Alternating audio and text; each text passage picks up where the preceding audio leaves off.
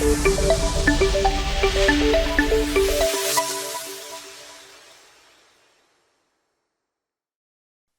everyone. Welcome to Industrility Insight series. Today, I'm thrilled to be joined by Patrick McCarthy, a proven leader in enterprise technology and supply chain transformations. Pat has spent several years at PepsiCo and Frito-Lay's, leading large-scale supply chain operations, giving him first-hand experience with working and challenges in manufacturing space. He's then spent over a decade at SAP, holding multiple senior leadership roles within ERP, CRM, procurement, helping global enterprises optimize sourcing and supply chain processes at scale. And now, as a leader at Google Workspace, Pat is really helping shape the future of enterprise AI with Gemini. And we are honored to have Pat as a strategic advisor at Industrility to help us accelerate our growth journey. So, first of all, welcome, Pat, and thank you very much for being here.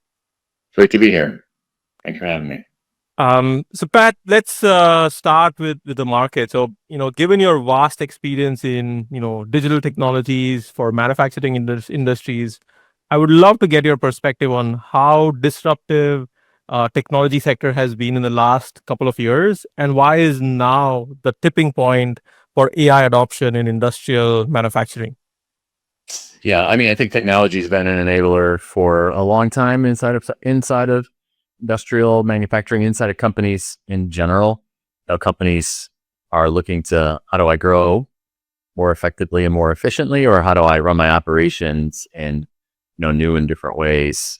Again, more effective and more efficiently. And so now it's even more exciting with the advent of AI. I think what I see is companies are really thinking about reimagining how work gets done inside of their organizations, how they position themselves to their customers and to their clients. And AI is making that more straightforward. I would also say kind of also more flexible when you think about the history here and large ERP implementations or large other software implementations. Now what we're really talking about is what can be immediately accretive. Like, what can I do in less than 12 months that's pays for itself in that same time period? What can I implement? Software as a service obviously lends itself to those ideas and to those kinds of outcomes. And so I think there's a great quote. Things have never moved this fast and they'll never be this slow again. So I really think about that as we're just at the next wave of innovation inside of organizations. Great. So AI is the next productivity driver, making it faster, more faster, accretive, as well as doing it at scale. So that's great. Given your role at Google, your background at advising, growth stage SaaS companies, what attracted you to Industrility, and can I get your take on, what is unique about our approach, and what will really make a difference in the market? Yeah, I think I know when we first met, one of the things that I really like is you're solving a real problem. It's not a theoretical issue. It is a real problem, and it's a real challenge that industrial manufacturers have. That's number one. Number two, and there's a bit of trail of tears in this space also. There's a lot of people that have really tried this in different ways and with different approaches. And many of those, as I talked about earlier, are very heavy kinds of approaches. And so what attracted me was to say, like, hey, we have some really smart people that really think deeply about this space. And then we've got great technologies, new capabilities. Bringing those two things together I really feel that you have a unique opportunity, and you've demonstrated that you have a unique set of capabilities to bring to customers to allow them to, I would say, finally solve this at scale. Also, really dominate a pretty fragmented market as well. And so, if you take the industrial insights and those capability insights combined with new technologies, I think the market is ripe for someone to come in and really establish the new benchmark for the entire market. Yeah, I love the trail of tears going on, that people have tried to solve this problem for a number of years. And I think AI is really enabling that sort of hyper personalization possible now, which was Yeah. not possible before. Um, from your experience, have you seen any recent AI success stories in the industrial sector, which is measurable, which has driven their growth or their competitive differentiator for them? Yeah, I think that's one of the most exciting things of what I see right now is the end-to-end time for programs and projects that are grounded in AI is much shorter. Number one, so these projects and programs are not measured in years, and then number two is everybody's keeping track of the business benefit and the business impact. Now, I don't think that was the same necessarily at the beginning of where we were with AI, but right now it certainly is. And so, new product introduction cycles. We've got a lot of customers that are really looking at how do I increase my speed to market. So we've got some incredible use cases there. The customer service, and not only just what I would say is doing more with less, but actually the quality of customer service. So AI increasing the quality of the customer interaction. We can look at the scoring of how did customers rate this transaction or rate their inquiry, as well as we can look at first time resolution. So if we get a call or a service issue, we can look at those scenarios. And I think what we're seeing is it's a lot around the segments of business processes. So if you look at order to cash, procure to pay, even to design to manufacture, et cetera, we're seeing pieces of those processes get optimized, and those pieces are getting linked together. And so what we'll end up seeing is those entire business processes get optimized by AI and new and emerging technologies. Yeah, I mean, I think for those that aren't doing something, there is a cost to that. That's becoming obvious. So we think a lot about there's cost to do something, and then there's a cost to not do something. And so we spent a lot of time thinking about this idea of inaction and how does that tax your business. And I think that's relevant for manufacturers. And so what those that aren't doing something will find is, why is my competitor just slowly gaining advantage related to X, Y, or Z criteria? I don't think it's going to be something where somebody's going to show up tomorrow and just overnight in some 24-hour cycle have outmaneuvered someone. How I believe this will get represented is it will be a series of very small incremental changes, whether that's, we talked earlier about customers, our ability to enter new geographies, the ability to produce new products. You could go all the way into, the employee onboarding cycle, and so the attractiveness for new talent. You could talk about suppliers and their ability to attract suppliers, understand risk in their supply chain.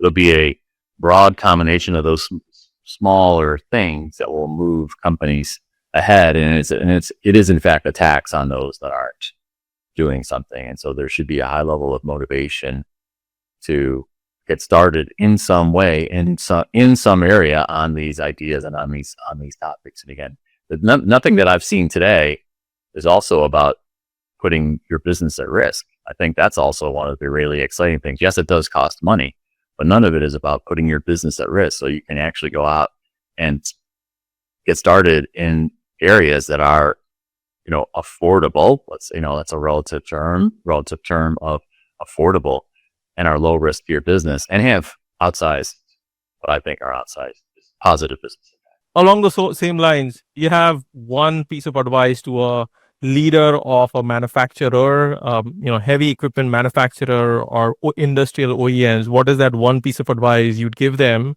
when it comes to either AI or digital adoption? When it comes to aftermarket, after sales, customer service, all of that space. Do you have one piece of advice for an industrial leader? I think what the way this always breaks down for me is, for business leaders, is to say, like, what's my strategy?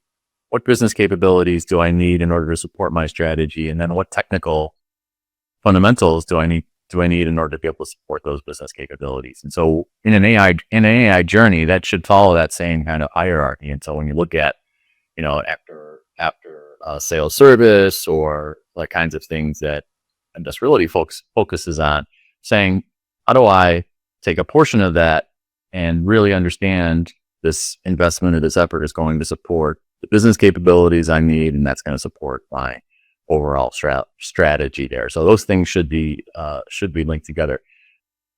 No investment in this area should be because, purely for, experimentation or peer pressure, right? It should be because, hey, I believe that I can drive differentiated business outcome to that. So it's always tying those things together and making sure that you're finding that logical hierarchy, strategy, business capabilities, and then technology, bolstering both of those.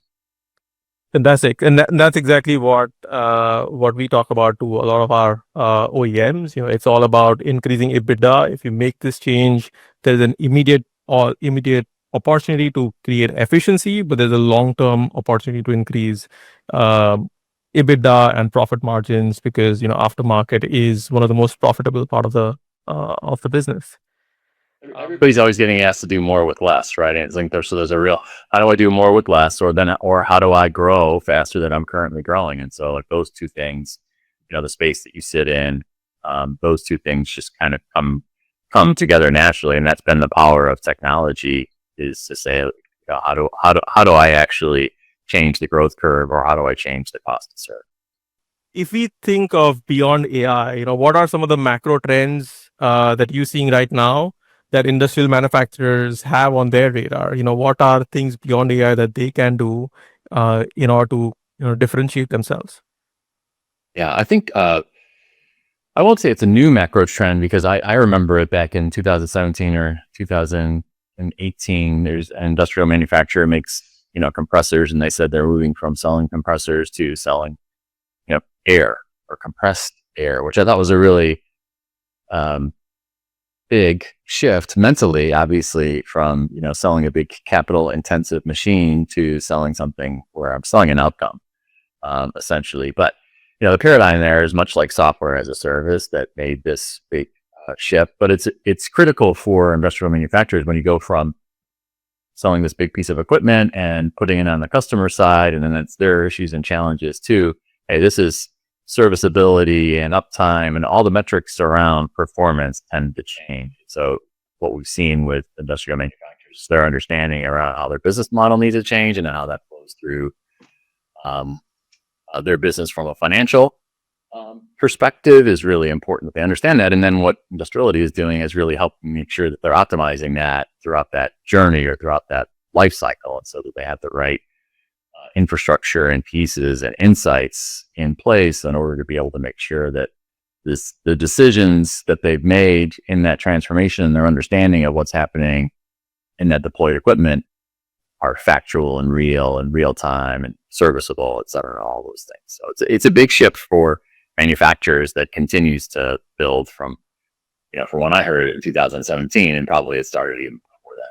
Yeah, I think one of the pioneers in this space was Rolls-Royce, who did Power by the Hour. That happened in the 70s and 80s. But now I think with AI, it is really becoming mainstream, and people are able to, really enable at scale across the market. And so you're seeing that in the boiler industry, where it's heating as a service, in the cooling industry, cooling as a service. It's happening in all industries, and it's really disrupting and creating a competitive advantage. People who are able to, go on that journey. So great, that's fantastic insights.